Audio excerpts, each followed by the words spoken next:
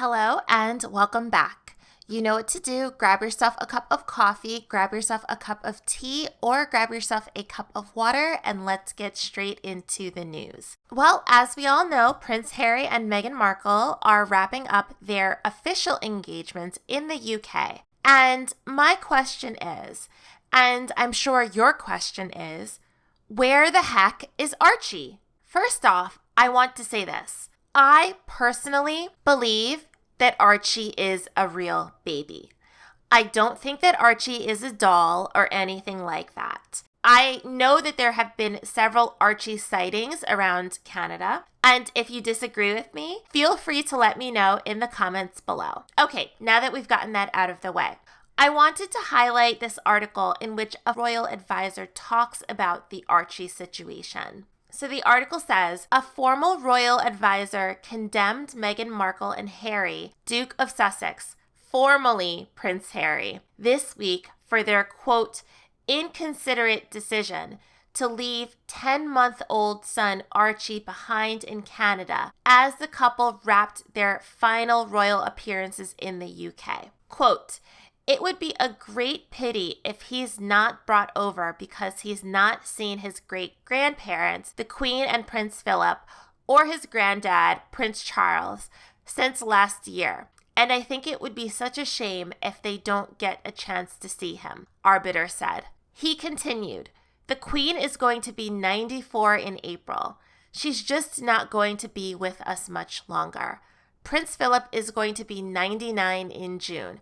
He's not going to be much longer. And yes, I completely agree. And that is the thing. And when all of this is said and done, this is still a family. And this is a young child that will not really have the experience and opportunity of knowing his family. Let's keep in mind that Meghan is almost completely estranged from her family.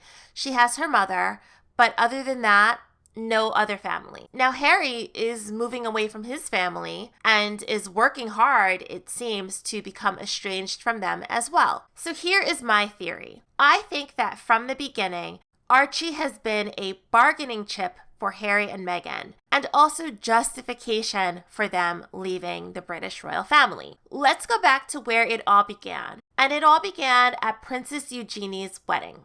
Meghan could have easily hid the pregnancy on that particular day. Instead, she chose to wear this, a coat that was only buttoned to the chest and open down below. This is an obvious I'm pregnant outfit. And given how much press Harry and Meghan were receiving at the time, and also at that time she was getting a lot of pregnancy rumors, she would have known that this would overshadow the wedding, and she did it anyway. And from that point, things just got worse. The constant rubbing of the belly, the little statement that she made at International Women's Day about Archie's kick being the embryonic kick of feminism. It was all really overboard. You can be pregnant and not feel the need to hold your belly all the time. Just like you can be in a happy marriage and not feel the need to hold your partner's hand all the time. I hope you're seeing a pattern here. Then there was the actual issue of the birth and the christening.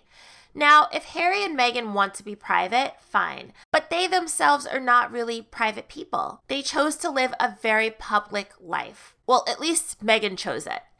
And I think that the whole secrecy thing, I think it was them being upset about the press not being totally into them. I do think that if the press had been more forgiving of Meghan, then they would have been more open with the press.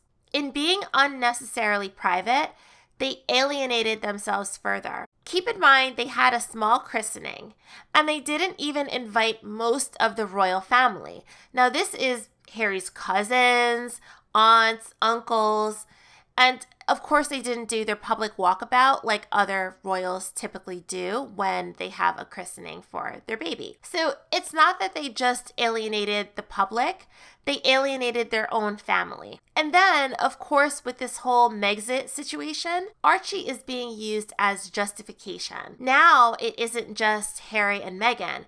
Now it is their son as well that they have to protect. They are basically saying that the royal family and the UK are toxic for Archie. Prince Harry actually said, "If you knew the things I knew, you'd understand why this was the only choice." He has said that many times. Do I personally think that they are at risk? I don't think that they are at risk any more than any royal, honestly. I think that they are being dramatic. They have incredible security, as we've already talked about. So, of course, they have to leave Archie in Canada because it fits their narrative that it is too dangerous for him in the UK.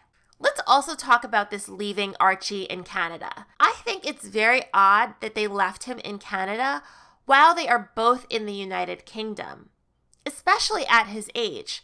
He's only 10 months old at this point. If anything were to happen to Harry and Meghan over in the UK, he would be all alone with a nanny. Ultimately, I don't think that any of this has to do with Archie's safety in particular. He's likely one of the most protected children in the world. If it was truly about Archie's safety, Harry and Meghan could have left the British royal family before they had a baby. Or they could have taken their time with the transition. The way that they rushed into this transition, they have put Archie at risk because they didn't have their security sorted out prior to their announcement. If they had waited, they wouldn't have had to do all of this silly flying back from the UK, flying to Canada, and leaving their child for days and weeks at a time.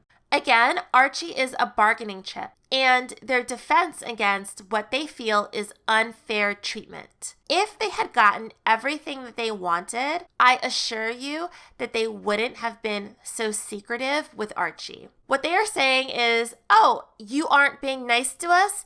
You don't get to see Archie. The royal family didn't give us exactly what we want? Okay, no Archie for you." They say they want to give Archie a normal life, but this is actually one of the most abnormal ways to raise a child away from his family. And honestly, I do think that they have been a little bit careless with Archie, and I do not think that Meghan actually wanted a child. She was married before. She has never talked about wanting children in any particular interviews, and she really seems to be someone who is more focused on herself than on her child. Let me know your thoughts in the comments below, and I will see you in the next video.